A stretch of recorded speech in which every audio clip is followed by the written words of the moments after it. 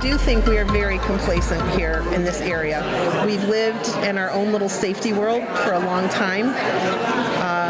I'm another one. I never used to lock doors. I had someone call me years ago and say, "I'd like to sell you a home security system." I said, "Mine has 4 feet and teeth. I don't need yours. Nobody's coming through my door." And I didn't worry about anything. Now we're locking doors for the first time ever. I've got new teeth. We got new teeth and 4 paws, but now we're locking doors as well.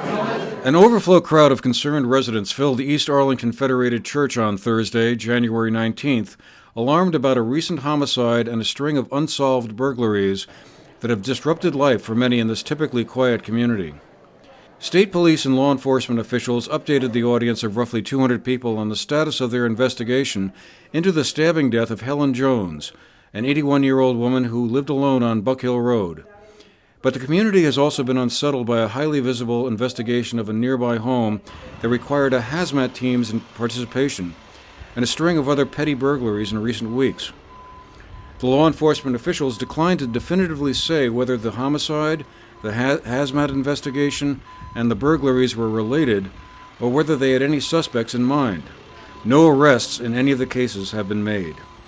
Lieutenant Thomas McCoy, Jr., the commander of the Shaftesbury State Police Barracks, State Police Detective Sergeant Todd Wilkins, and Erica Marthage, State's Attorney for Bennington County, were on hand to answer questions from the audience while remaining tight-lipped about the status of the investigations, out of concern for compromising them or an eventual prosecution. Do you have like a short list of people who are suspects?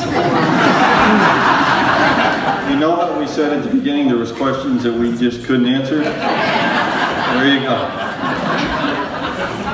He did encourage residents to adopt or become aware of several measures to help them secure their homes in the meantime. Locking doors, being vigilant, and reporting any suspicious activity were among the suggestions that were offered, as well as advice on what to do in the event of a home invasion or burglary. Calling 911, if possible on a landline rather than a cell phone, was another suggestion, as well as avoiding confronting a suspected burglar, even if the homeowner possessed a firearm. Several questions from the audience reflected frustration about the lack of information made available to the public about the burglaries prior to the murder. Is that had the community been made aware of a string of events that might have been happening, we would have been more vigilant, and we were not made aware of those events. So what assurance do we have to know going forward what's happening, whether it's a car break-in or a forced entry or a citizen dispute? Where do we get this information, and why hasn't it been given to us? Officials stated that the investigation into the homicide was a top state law enforcement priority, and that additional police resources from out of the area had been dispatched to boost the effort into solving the case. The safety of area school children was also an issue that prompted several in the audience to voice concerns. The state police have been working with local school officials and have boosted their presence around area schools, but some residents were still worried and unsure of how to reassure their kids. My concern is this: our children in the school.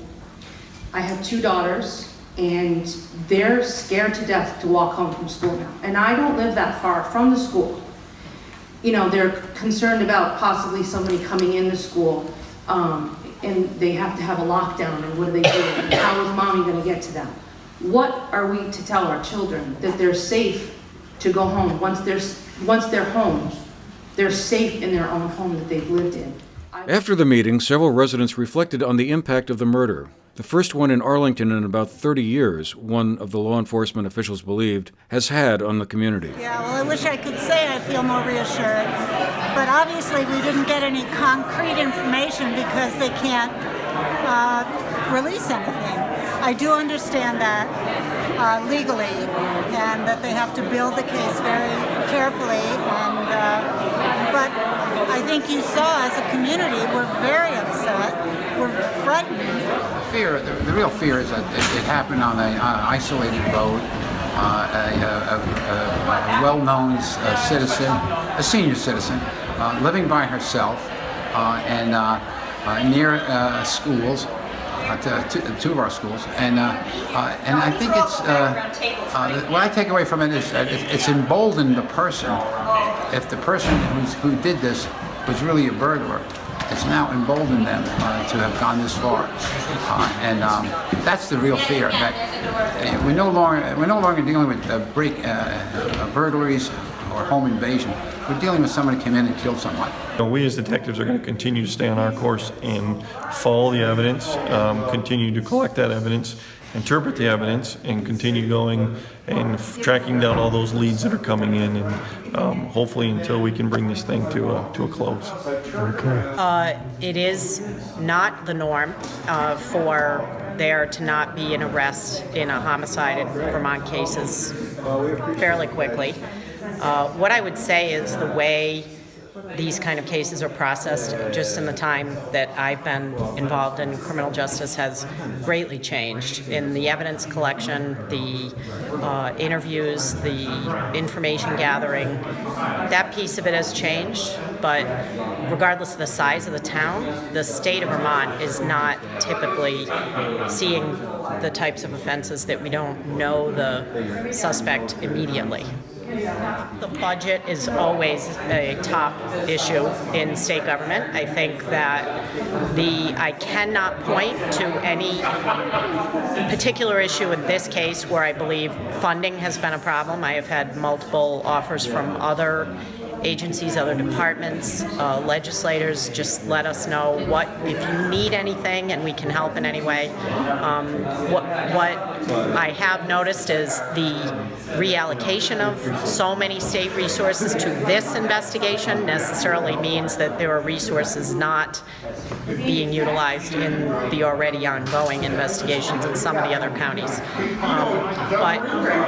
But I do not believe that the investigation in this case has been impacted whatsoever by resources. I think we need to not operate out of a culture of fear as residents, that there might be repercussions by perpetrators against us for reporting incidents. I think we have to refuse to be victims. For the GNet TV News Project, I'm Andrew McKeever.